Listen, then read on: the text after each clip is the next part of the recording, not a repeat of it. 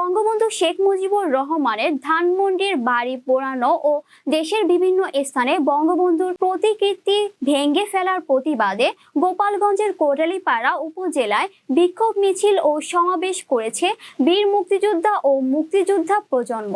কোটালীপাড়া প্রতিনিধি জানান, শনিবার কোটালীপাড়া মুক্তিযোদ্ধা প্রজন্ম পাঠাগারের আয়োজনে একটি বিক্ষোভ মিছিল উপজেলা পরিষদ চত্বর থেকে শুরু হয়ে শহরের প্রধান সড়ক প্রদক্ষিণ শেষে মুক্তিযোদ্ধা সংসদ ভবনে এসে আলোচনা সভায় মিলিত হয়। বীর মুক্তিযোদ্ধা তৈয়াবুর রহমান সরদারের সভাপতিত্বে অনুষ্ঠিত এ আলোচনা সভায় বীর মুক্তিযোদ্ধা আবুল কালাম আজাদ, মোদাচ্ছের হোসেন ঠাকুর সহ আরও অনেকে বক্তব্য রাখেন।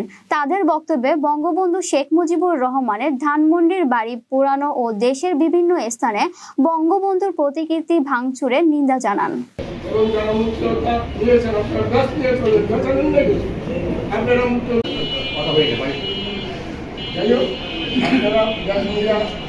জন্য সরকার যদি কোনো পদক্ষেপ নেয়, ভালো পদক্ষেপ নিলে তো কোনো কথাই নেই। আর যদি ভালো পদক্ষেপ